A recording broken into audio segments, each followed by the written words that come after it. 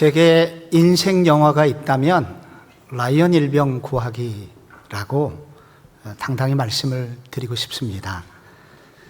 이 라이언 일병 구하기는 실화를 바탕으로 한 그런 영화입니다. 근데 이 라이언 일병 구하기 원제가 Saving Ryan Private이라는 영화인데 이 영화가 저뿐만 아니라 많은 목회자들을 감동시키고 울린 영화입니다. 왜냐하면 먼저 이 영화는 실화를 바탕으로 한 믿을만한 영화이기 때문입니다.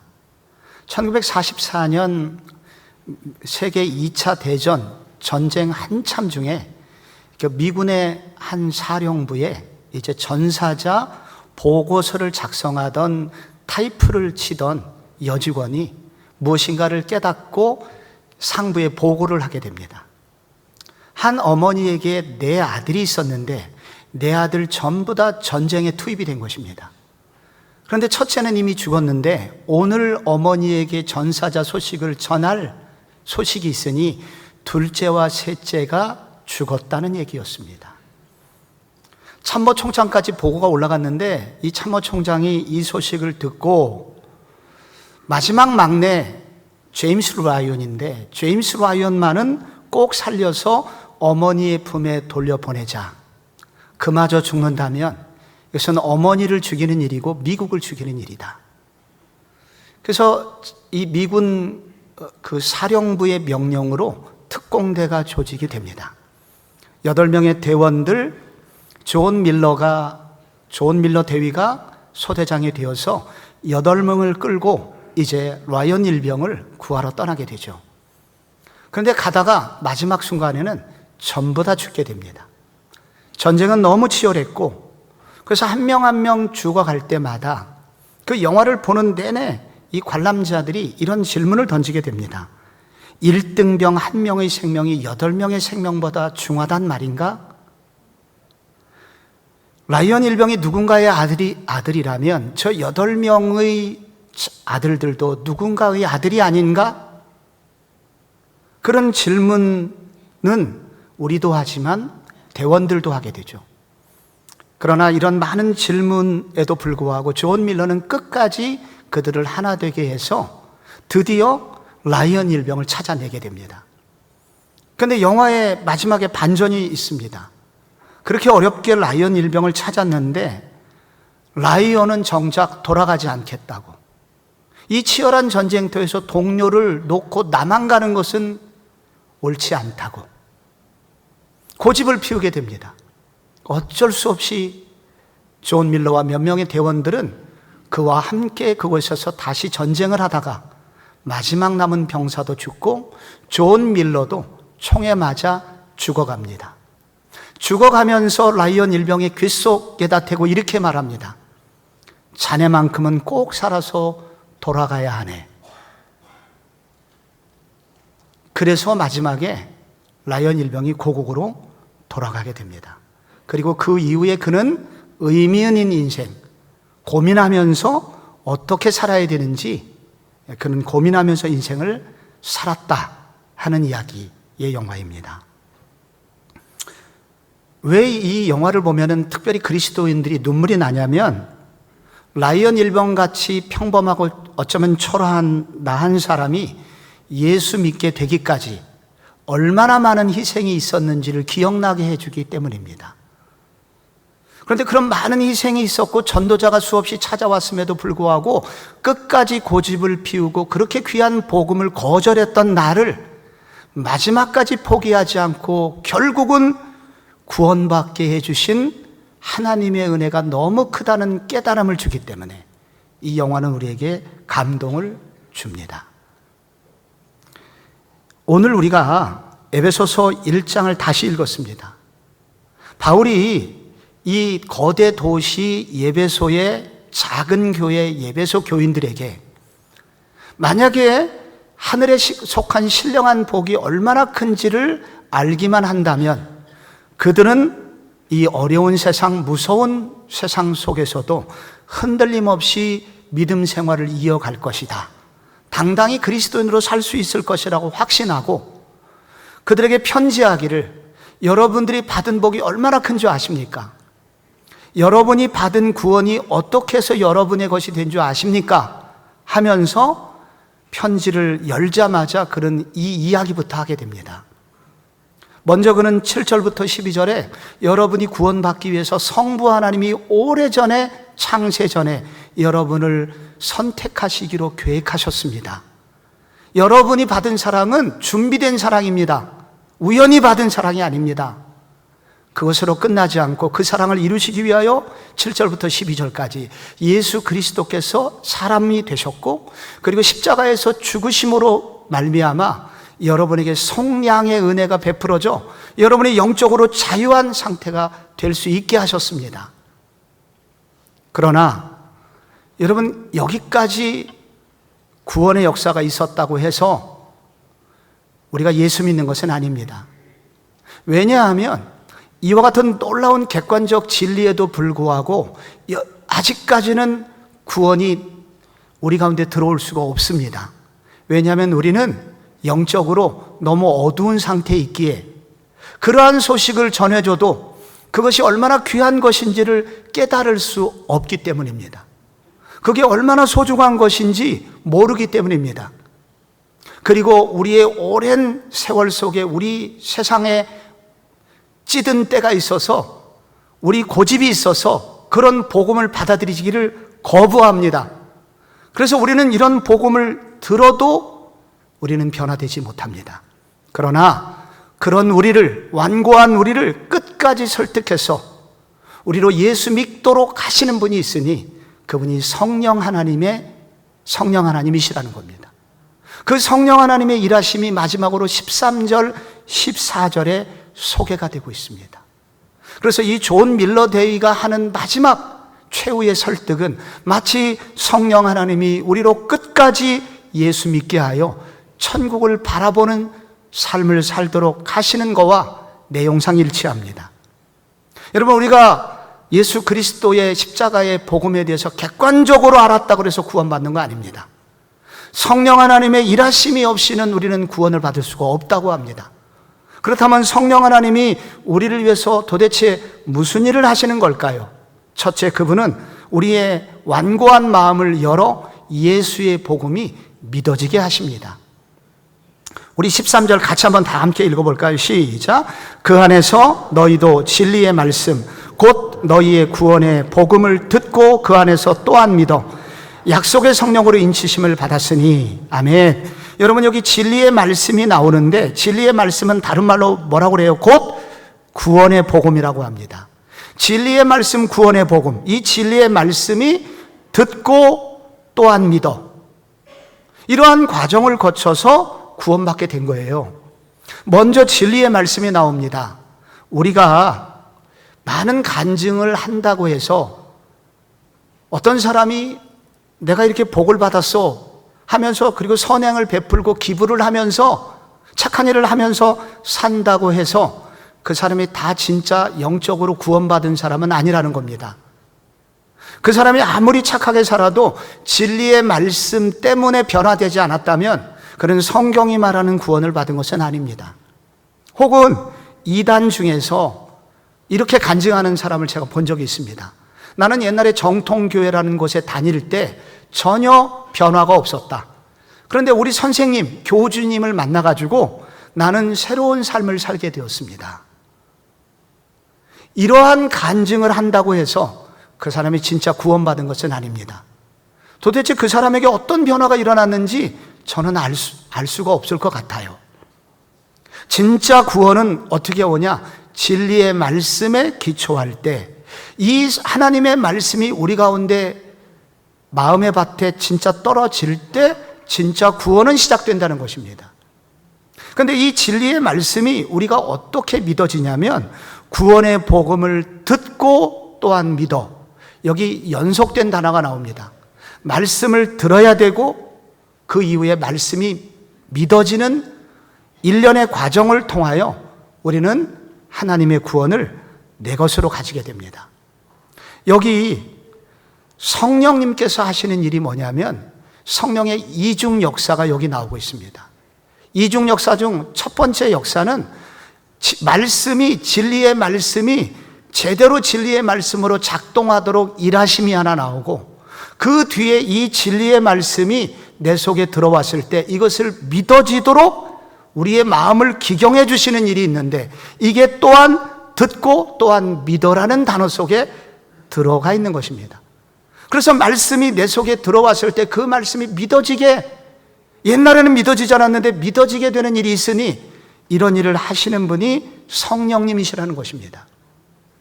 사도행전 16장에 보면은 바울이 빌립보라는 유럽의 첫 번째 도시를 가게 되는데, 거기 안식일마다 기도하는 여인들이 있었습니다. 그래서 바울이 가서 복음의 말씀을 전했는데, 그때 사도행전 16장 14절에 이렇게 아주 구체적으로 나옵니다. 두아디라시에 사는 자색 옷감 장사로서 하나님을 섬기는 루디아라는 한 여자가 말을 듣고 있을 때, 무슨 말을 듣고 있었습니까? 구원의 말씀, 진리의 말씀을 듣고 있을 때 주께서 그 마음을 열어 바울의 말을 따르게 하신지라.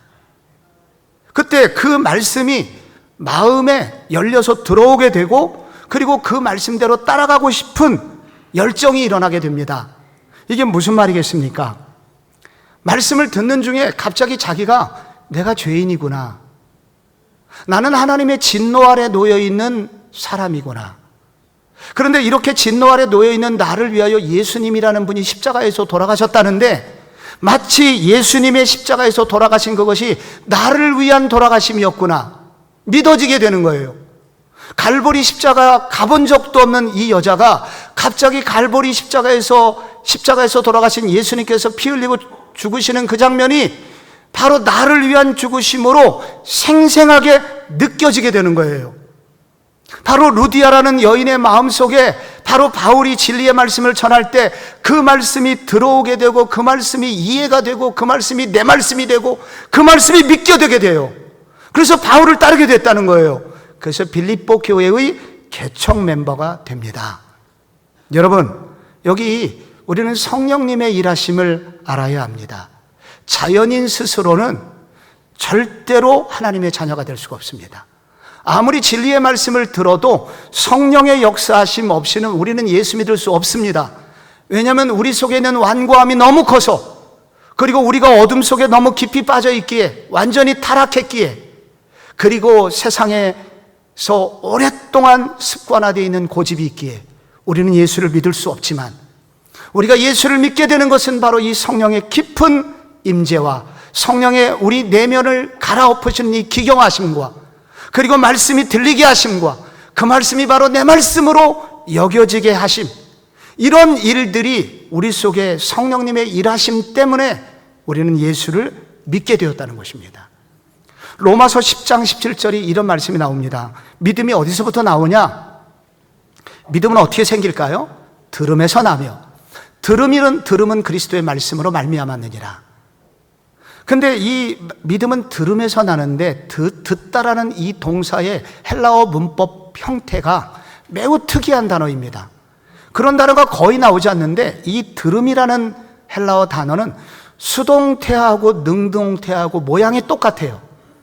그래서 우리나라 말 성경에는 믿음은 들음에서 나며로 번역을 했습니다. 그러나 이것은 수동태로 번역을 해도 틀리질 않습니다. 믿음은 들림에서 난다. 여러분 생각에는 어떤 말씀이 더 옳은 것 같습니까? 둘 다 어떤 식으로 해석을 해도 옳은 해석입니다. 저는 믿음은 들림에서 난다고 하는 것이 옳다고 느껴집니다.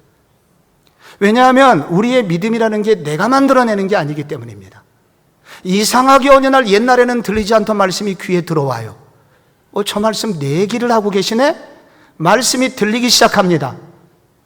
누구나 들리는 거 아닙니다. 똑같은 얘기 지금 듣고 있어요. 근데 어떤 사람에게는 영적인 귀가 열려서 말씀이 들리지만, 어떤 사람은 여전히 영적으로 들리지를 않아요. 그래서 역사가 일어나지 않고 그 사람은 여전히 자연인으로 남아있게 되는 것입니다. 근데 만약에 여러분들 가운데 말씀이 들리고 그 말씀이 내 말씀이야, 여러분의 만약에 이와 같은 과정이 있으셨다면, 여러분은 바로 성령님이 여러분을 만지셨던 적이 있는 분들입니다. 저는 한때 개포동에 있는 국민아파트에 산 적이 있습니다. 거기서 제 딸이 2살 때 그때부터 습관이 하나 생겼는데, 문을 잠그고 그리고 문 열어주세요 하면 그가 열어줄 때 아주 재미난 표정을 짓는 그 버릇이 우리 아이에게 생겼습니다. 그래서 자기 방에, 옆방에 딱 들어가 문 딱 닫고 콕을 딱 누르고 문 열어주세요 그러면 문을 열어주는 재미, 솔솔했습니다. 근데 어느 날 급하게 저희 어머니, 시골에서 올라온 어머니가 저희 딸을 봐주고 있었는데 급하게 연락이 왔습니다. 어머니가 쓰레기를 버리러 나간 사이에 현관문을 닫고 그리고 자물통을 오른쪽으로 돌려서 닫은 것으로 끝내지 않고 그 옆에 콕이 있거든요. 그거를 자물통이 콕을 눌렀습니다. 그 콕을 누르면 밖에서 열쇠를 꽂아도 돌아가질 않습니다. 그런데 제가 도착을 했을 때는 딸이 소리쳐 울고 있었습니다. 막 우는데 문이 열리질 않는 거예요. 그때 어떻게 됩니까? 우리가 119에 전화를 해야 되죠. 전화를 했더니 이런 전화가 너무 많이 와서 우리가 출동할 수 없다고 했습니다. 열쇠 가게 알려주겠다고. 열쇠 가게 전화를 했더니 그 당시 제가 벌던 돈의 5분의 1을 달래요. 그럼 우리는 생활을 할 수가 없습니다. 마지막 한 가지 방법밖에 없어요. 그것은 외벽을 타고 올라가서 창문 넘어서 제 딸을 구해내는 일이었습니다.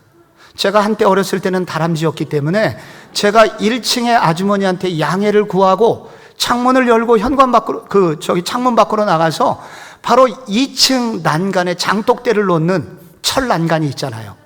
번쩍 올라가 갖고 제가 거기를 붙잡았습니다. 그 순간 제가 이전에 깨닫지 못했던 놀라운 진리를 그때 깨닫게 된 거예요. 결혼하고 20kg가 쪘다는 사실을 그때 알게 되었습니다. 내려오면 거의 죽을 것 같고 더 이상 올라갈 수는 없고 우리 집은 3층이고 어떻게 하겠습니까? 견디다 못해 결국 떨어졌죠. 다쳤습니다. 다쳤는데 지금 그게 문제가 아니에요. 내 딸이 울고 있어요. 유일한 방법이 또 하나 있습니다. 그것은 우리 바로 옆집이죠. 3층 302호. 참 미안하지만 할머니하고 거기 아줌마가 살았는데 미안하지만 옆에 좀 넘어갈 수 있게 좀 확인 좀 해봐라. 해보고 싶다. 문을 열어봤더니 당연히 창문이 열려 있어요. 다행스럽게.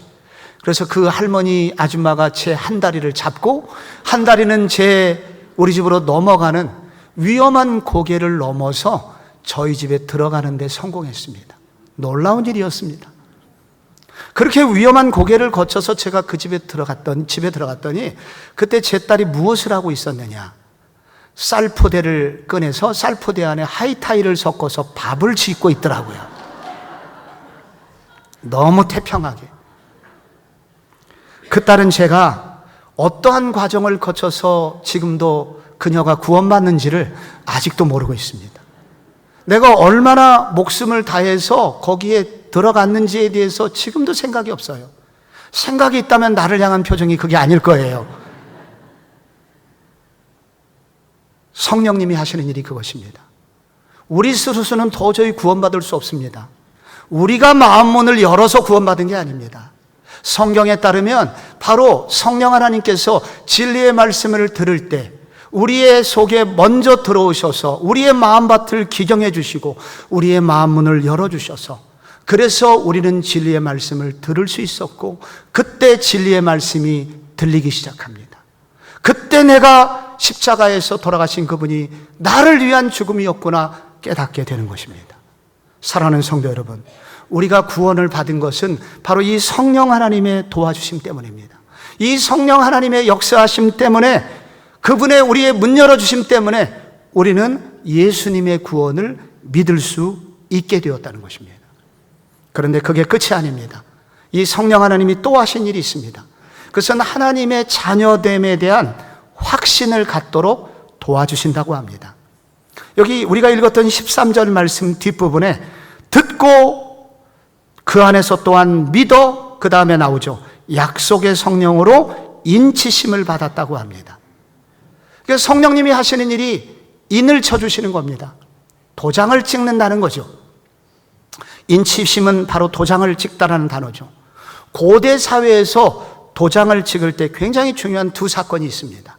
하나는 소유권 이전입니다. 기업들이 거래를 할 때 마지막 도장을 찍으면 이것은 내 것입니다 라고 도장을 찍는 것은 소유권 이전 등기가 맞춰졌다는 것을 의미합니다. 그 다음부터는 내 것이 되는, 소유물이 내 것이 되는 것입니다. 그런데 이것을 넘어서 또 한 가지 의미가 있는데, 도장을 찍는다는 것은 도장이 찍힌 이 서류의 내용은 아무도 바꿀 수 없다는 것을 의미합니다. 다니엘서 6장에 보면 페르시아의 다리오 왕이 다니엘을 사랑했습니다. 그런데 다니엘의 정적들은 다니엘을 모함하기 위하여 기도 금지법이라는 걸 만들었습니다. 다니엘이 걸려들었습니다. 그래서 다니엘이 사자굴형에 처해졌습니다. 나중에 그걸 다리오 왕이 안 거예요. 그래서 막 달려가가지고 그 굴 속에 있는 다니엘을 부릅니다. 다니엘아, 다니엘아, 아직도 네가 살아있느냐? 하나님이 너를 살려주셨느냐? 예, 제가 살아있습니다 하고 다니엘이 나왔죠. 왕은 살려주기를 원했지만은 왕의 어인이 이미 찍혔기 때문에 왕조차도 그 법령을 바꿀 수가 없는 것입니다.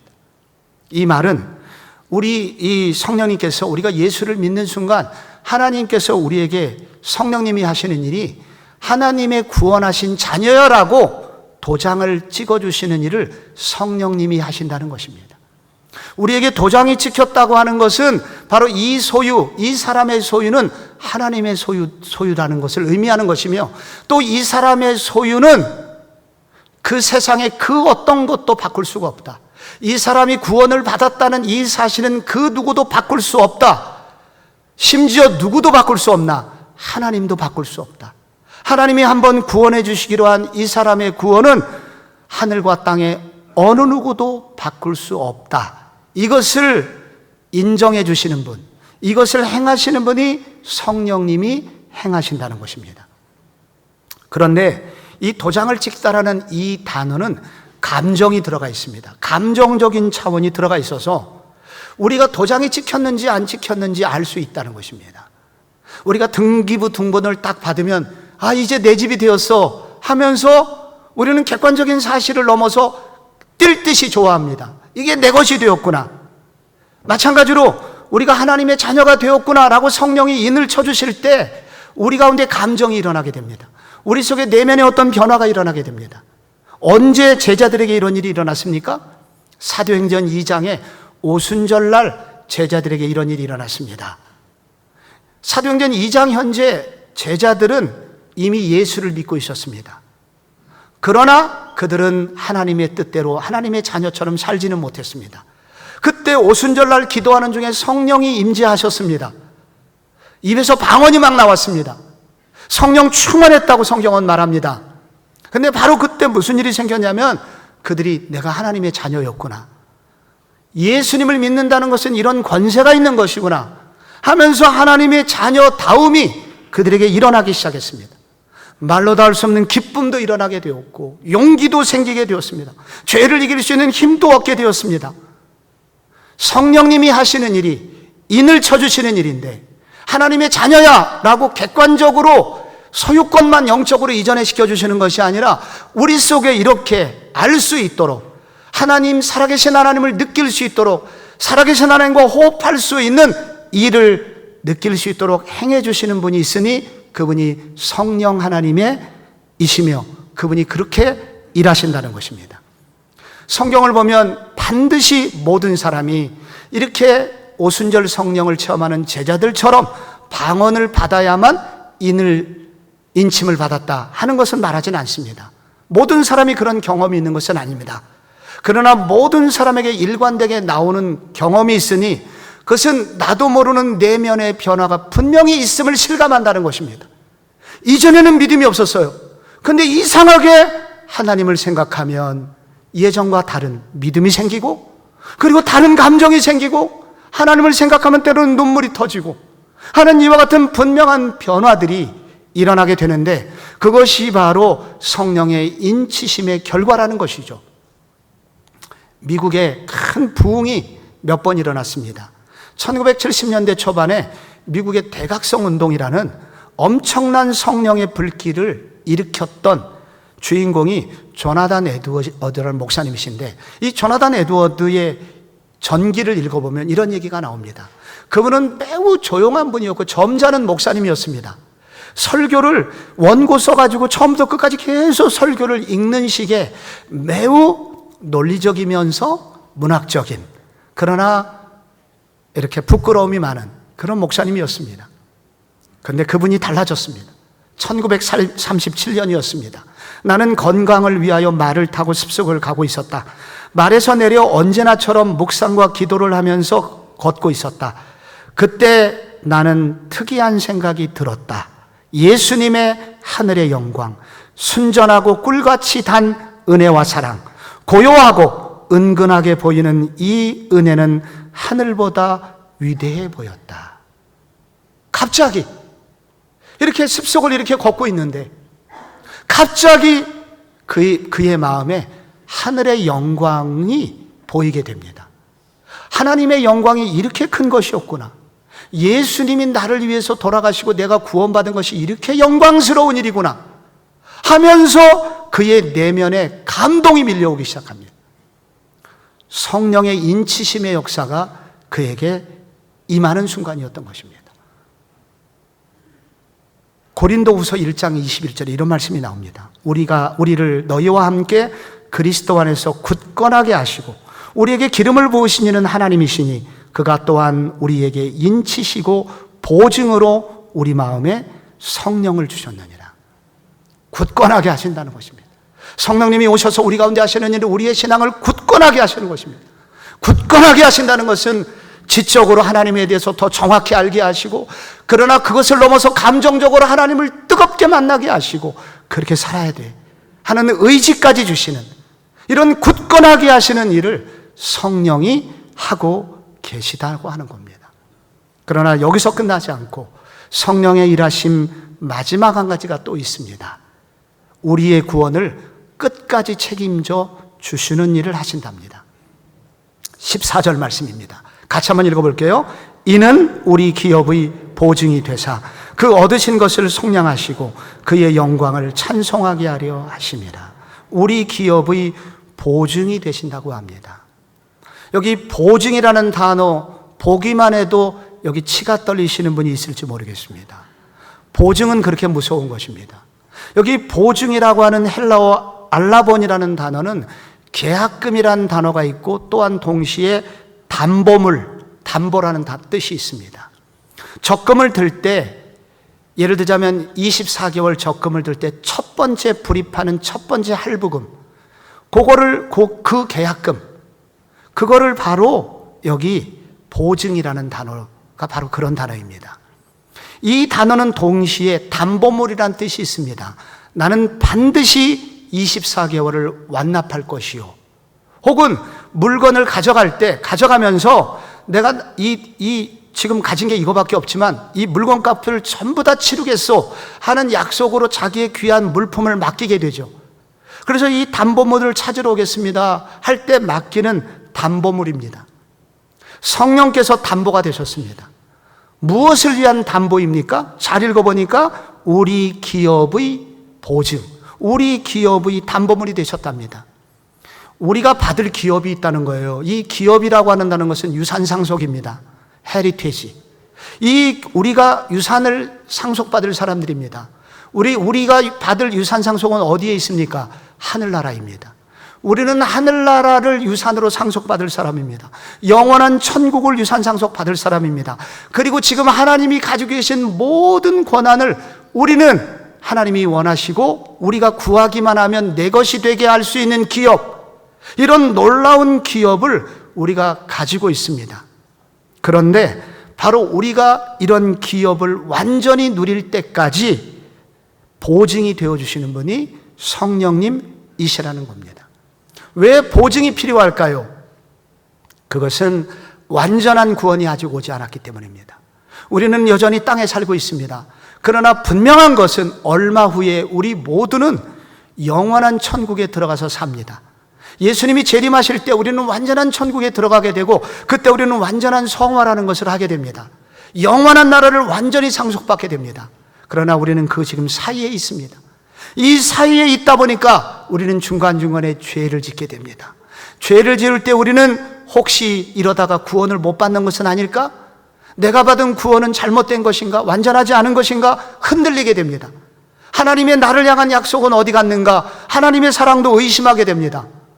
그래서 우리의 기업이 흔들리게 돼요. 그러나 우리가 받을 구원이 결코 흔들릴 수 없으며 우리가 받은 구원은 완전하다는 것은 확실합니다. 왜? 성령님께서 담보가 되셨기 때문에.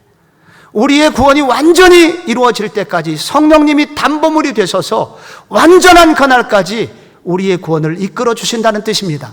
만약에 우리가 잘못되어서 천국을 못 가게 되면은 성령님은 어떻게 됩니까? 천국을 못 가시게 됩니다. 이런 말도 안 되는 일이 생기게 됩니다. 그래서 성령님이 천국 못 가는 일은 없어요. 성령이 담보가 되신 것은 그만큼 우리의 구원이 확실하다는 것을 의미합니다. 이 단어가 농경사회에서는 첫 수확물이라는 단어로도 쓰였습니다. 그래서 어떤 농부가 밀을 완전히 수확하기 전에 일부를 베어다가 부인에게 말하기를 이거를 좀 빻아서 빵을 좀 만들어 주세요. 그래서 그 빵은 만들어줬고 자녀들과 함께 식탁에 들어와서 그것을 먹습니다. 너무 맛있는 거예요. 아빠가 말합니다. 얘들아, 한 달 후가 되면은 이제 완전한 추수기가 되면은 우리는 날마다 이런 빵을 먹을 수 있어. 그래서 여기서 우리가 성령님께서 우리한테 담보가 되신다는 것은 우리가 앞으로 완전히 가게 될 천국의 일부를 그 기쁨이 얼마나 큰지를 느끼도록 도와주시는 분이 성령님이시라는 겁니다. 반드시 천국 가야 천국에서만 이것을 누릴 수 있는 것이 아닙니다. 반드시 천국에서만 이것을 누리는 것이 아니라 지금 여기서도 천국은 이런 것이구나, 천국은 이렇게 확실한 것이구나, 그 기업의 영광을 느끼고 누리도록 해주시는데 그것을 바로 성령님이 보증으로 알려주신다는 것입니다. 제가 섬겼던 담임 목사님, 옥하는 목사님이 어느 날 이런 얘기를 해주셨습니다. 명동 성도교회 부목사 시절이었는데 그때 담임 목사님, 김 목사님이셨습니다. 그 목사님은 당시 한국교회에서 설교를 제일 잘하는 목사님. 그래서 그분의 설교를 듣기 위해서 명동 성도교회에 수많은 사람들이 몰려갔던 적이 있었습니다. 그런데 이분이 너무도 애석하게 40대 말에 소천하셨습니다. 그날 이후로 사모님이 잠을 못 주무십니다. 원통해서 잠 못 자고 보고 싶어서 잠 못 자고. 그래서 사모님이 죽어갑니다. 근데 놀랍게 얼마 후에 사모님이 말끔하게 회복되셨습니다. 어떻게 되셨냐 여쭤봤더니 남편이 꿈에 나타났답니다. 그러면서 그 꿈에 나타난 김 목사님이 말씀하시기를 여보, 내가 여기 와 있는 이곳은 너무 좋은 곳이야. 너무 영광스러운 곳이야. 당신도 곧 오세요. 그리고 꿈이 깼습니다. 그 이후 사모님이 달라졌습니다. 여러분, 우리가 받을 영광은, 앞으로 우리가 받을 기업은 우리가 감히 상상할 수 없습니다. 근데 성경은 말하기를 이것은 우리가 상상할 수 없는 영광을 주실 것이라고, 그런 기업이 바로 우리 것이라고 말씀합니다. 근데 이것은 마치 미래 언젠가 죽어서 가는 천국이기도 하지만 때때로 우리에게 그 일부를 떼어서 경험하게 해주신다고 합니다. 성령님이 해주신다고 합니다.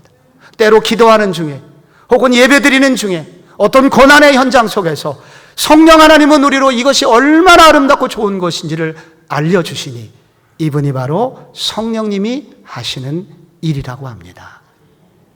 데살로니가 전서 5장 19절에 보면은 성령을 소멸치 말며라는 단어가 나옵니다. 문장이 나옵니다. 성령을 소멸치 말라고. 이 말은 성령은 불과 같다는 것입니다. 그래서 성령을 꺼뜨릴 수도 있고 성령이 활활 불붙는 신앙생활을 할 수 있는 두 가지 가능성을 말하고 있습니다. 성령의 불을 꺼뜨리지 마라. 너희 가운데 성령의 불이 임했지만은 성령의 불을 꺼뜨리지 마라. 그렇게 말씀하고 있습니다. 그러면 성령의 불을 꺼뜨리지 않으려면 어떻게 해야 되냐? 성령의 불이 계속해서 활활 타오르도록 하려면 어떻게 되느냐? 오늘 성경이 말하고 있습니다.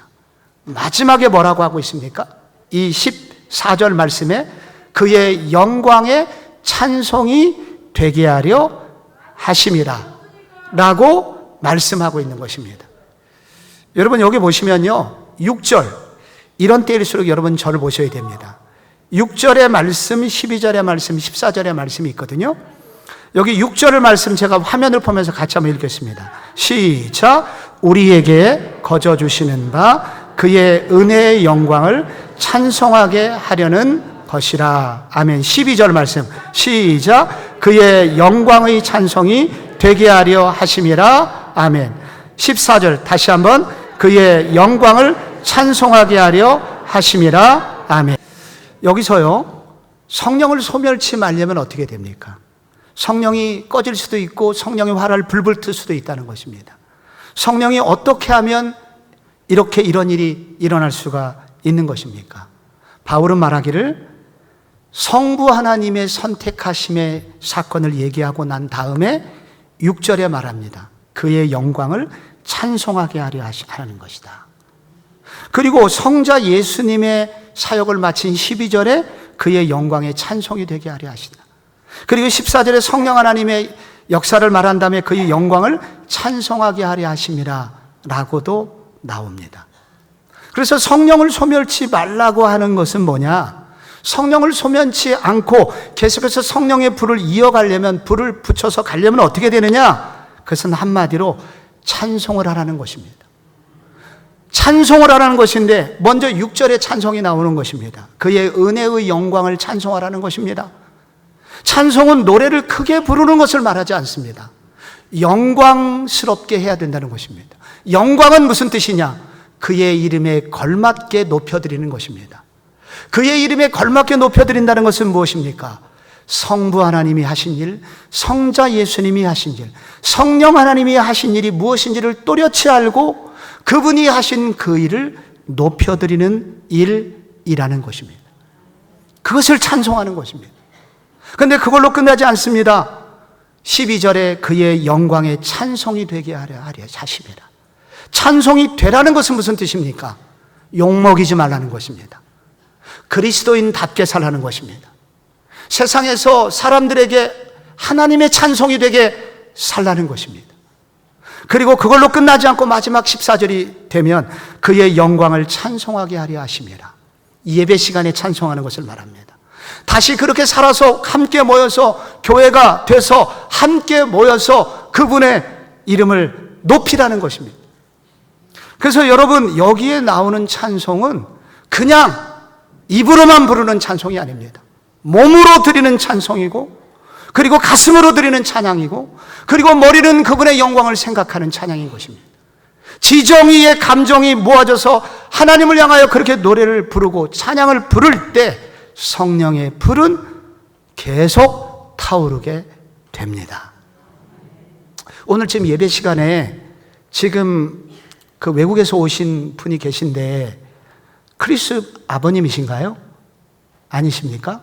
아니신데 바로 우리 크리스 가족 옆에 앉아서 오늘 지금 예배를 드리는 외국에서 오신 아마도 성도님이 계신데, 우리가 아까 191장 찬송을 불렀잖아요. 우리 교회 교인들은 그냥 부르시더라고요. 그런데 외국에서 오신 우리 성도님은 처음 시작할 때부터 가사는 모르니까 곡조는 다 알고 있고, 그래서 이분은 어떻게 불렀냐? 처음부터 박수를 우리가 가슴을 열어서 가슴이 보일 정도의 큰 박수를 치면서 내가 마일 기쁘게를 찬송하고 있어요. 이분이 이렇게 찬송을 하다 보니까 그 주위 분들이 놀래갖고 자기도 모르게 다 영향을 받고 찬송을 부릅니다. 이분 반경 3m에 계신 분들은 다 성령 충만한 분들이에요. 오늘 이렇게 부르라는 겁니다. 이 찬송 부를 때 그냥 부르지 말고 여기 은혜의 영광을 찬송하고 그분이 누구신지 알면 찬송하고, 그리고 삶으로 욕먹이지 말고 그리스도의 영광을 돌리는 삶을 살고자 애쓰고, 그리고 다시 모였을 때 예배를 드릴 때 마음을 다해서 정말로 살아계신 하나님 앞에 그분의 존전 앞에서 다윗처럼 찬송을 부르라는 것입니다. 그때 성령의 불은 꺼지지 않습니다. 여러분, 라이언 일병 구하기 마지막을 보면 안 울 수가 없습니다. 여기서 다 울게 됩니다. 이제 어느덧 할아버지가 된 라이언 일병이 가족들과 함께 현충원을 방문합니다. 존 밀러데이 앞에서 라이언 일병 노인 되신 분이 아내에게 울면서 묻습니다. 여보, 나 그동안 잘 살았던 거 맞아? 이분의 죽음에 헛되지 않게 내가 사는 거 맞아? 울다가 마지막에 거수 경례로 존 밀러를 향하여 경례를 붙이면서 영화가 끝이 납니다.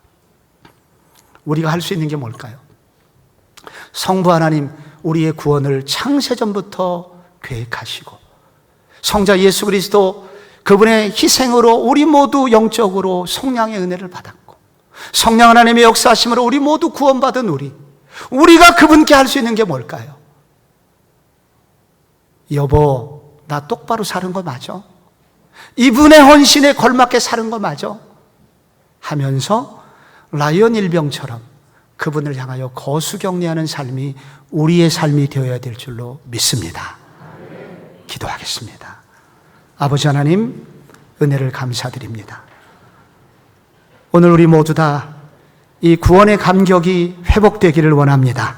성부, 성자, 성령의 이 구원의 감격, 구원의 역사가 우리의 가슴 깊이 올라오게 하시고 특히 우리 가운데 붙여주신 성령의 불을 소멸치 않는 삶을 살게 하여 주시옵소서. 오늘 예배 순서를 따라 정성으로 준비한 예물을 아버지께 올려드립니다.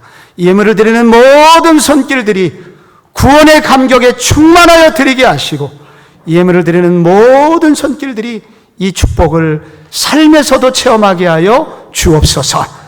군에가 있는 청년들 이번 한 주간에도 건강과 안전을 지켜주시고 해외에 나가 있는 자녀들 눈동자처럼 보호하여 주시며 병에 들어가나 여러 가지 문제로 묶여있는 성도를 풀어주셔서 다음 주에는 자유롭게 예배를 드릴 수 있게 하여 주옵소서. 주 예수 그리스도의 이름으로 기도합니다. 아멘.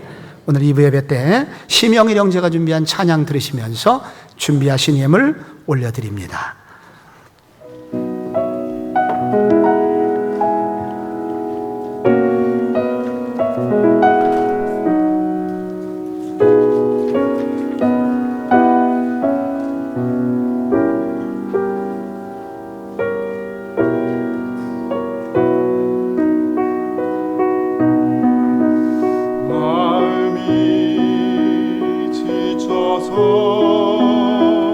기도할 수 없고 눈물이 빗물처럼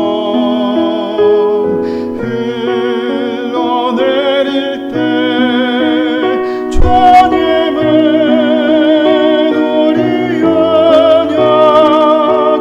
연약함을 아시고 사랑으로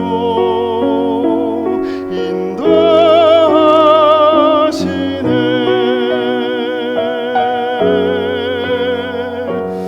눈물이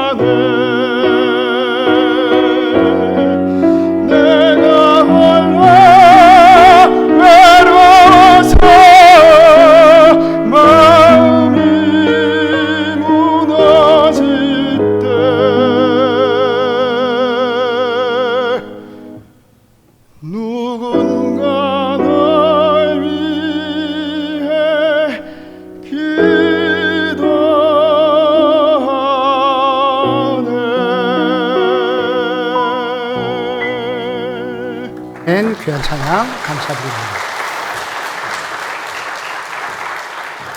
사랑하는 성도 여러분, 옆에 계신 교우들과 함께 축복의 인사를 나누는 시간인데요.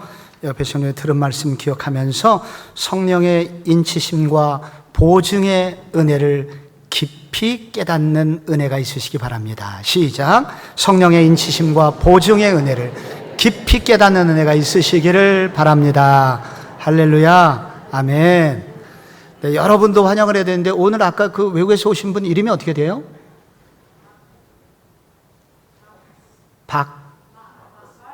마태, 매튜예요? 네? 좀 써가지고 저한테 올려주세요. 써가지고. 아무래도 안 되니까 써가지고 좀, 장로님 써가지고 좀 저한테 올려주세요. 아니, 써가지고 좀 올려주세요. 예. 여러분께서 그 귀한 분이 오셔서 인사를 좀 시키려고 했는데, 그렇게 해주시고, 우리 옆에 계신 분, 오늘 제가 주보 이면을 보면서 몇 가지 광고 말씀을 우선 먼저 드리겠습니다.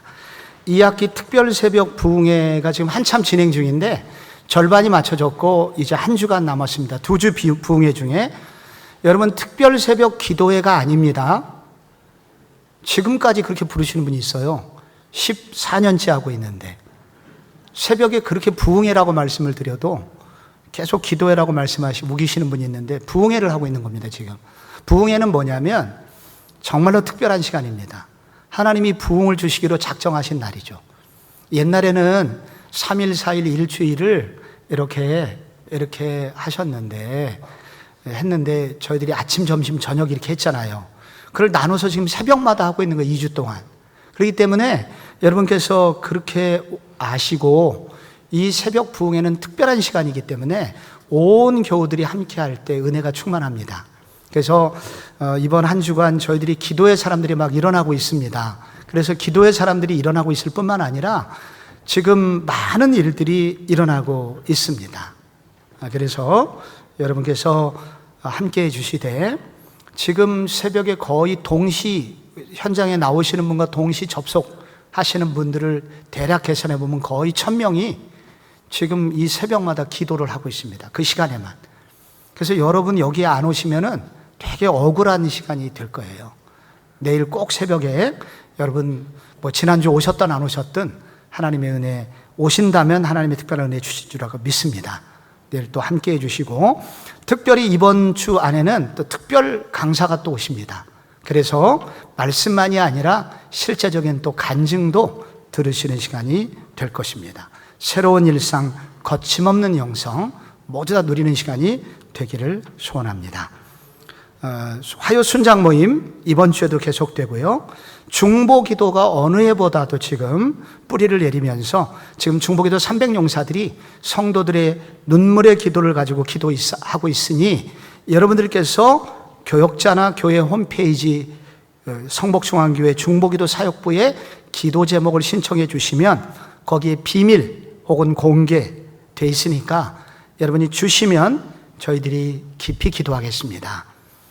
청년 2단 바로 알기 세미나 다음 주에 있겠습니다. 다니엘 역상 캠프 9월 23일 오전 8시에 있겠습니다. 제이크로스 워십 선교단에서 철로 역정을 주제로 특별 워십 드라마를 준비하고 있는데 함께 하실 분들 연락 주시기를 바랍니다. 오늘 광고는 마쳤고요. 나머지 광고는 여러분이 주보를 잘 참조하셔서 교회 생활에 유익을 누리시기를 바랍니다. 오늘 좀 특별한 일이 예배 중에 있었죠. 근데 이것은 아까도 말씀드린 대로 이게 항상 이런 일은 부흥의 징조들입니다.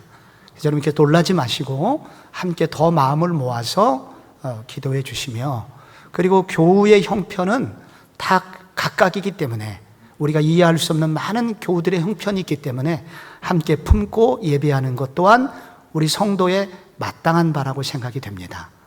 그래서 오늘 더 마음이 모아지는 예배가 됐으면 좋겠습니다.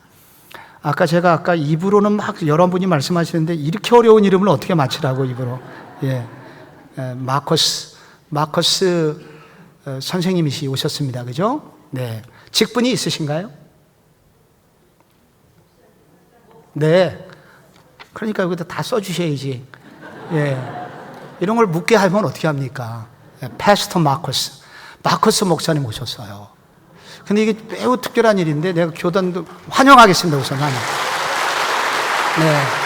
잠깐, would you stand up? 예. 우리가 박수 쳤으니 would you stand up? 지금 일어나셨습니다. 이런 분이 오셨는데, 네. 네. 어디서 오셨을까요, 미국? 호주에서. 네. 한꺼번에 얘기하세요. 도시를 얘기하셔야지. 멜번에서 오셨는지, 시드니에서 오셨는지.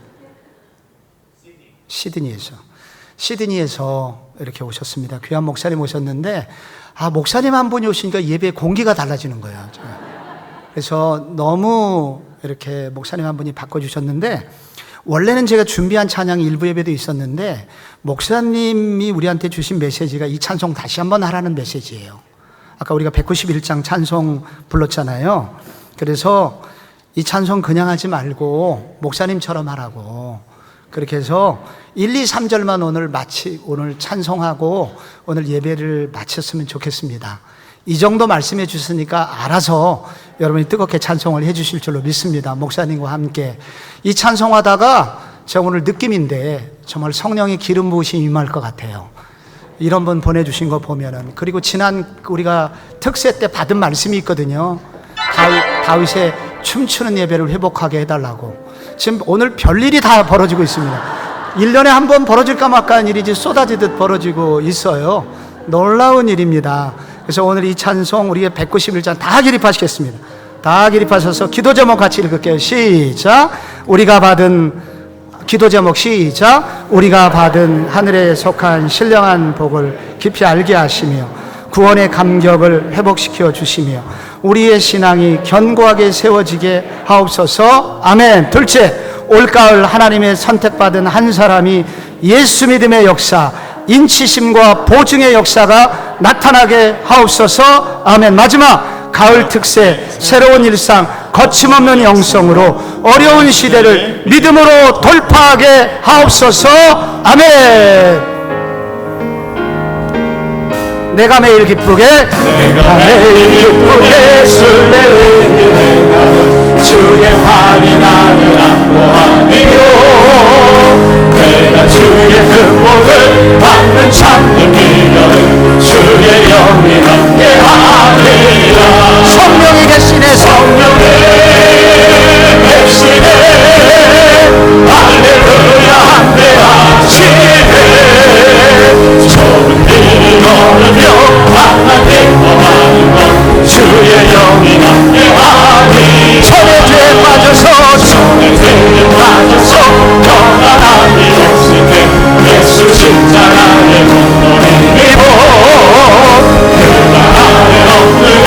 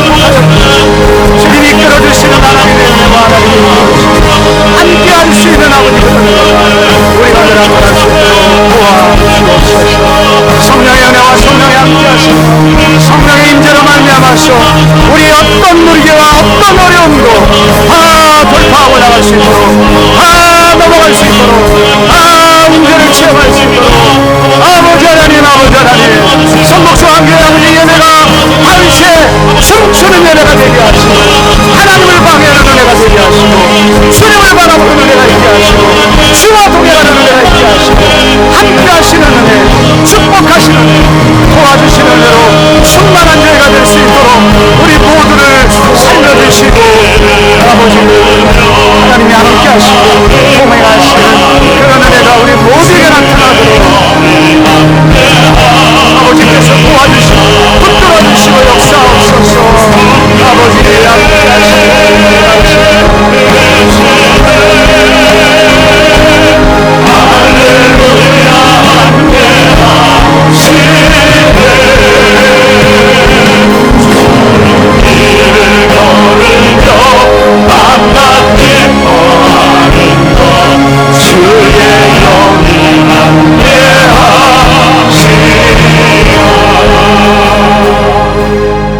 지금은 우리 구주 예수 그리스도의 은혜와 아버지 하나님의 사랑하심과 성령의 교통하심이 오늘 구원의 감격을 회복하고 춤추는 예배자가 되며 성령과 동행하는 한 주간을 살기 원합니다.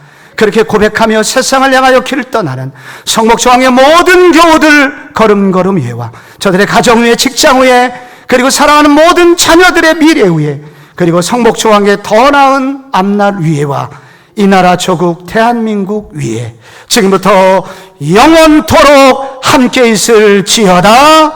아멘.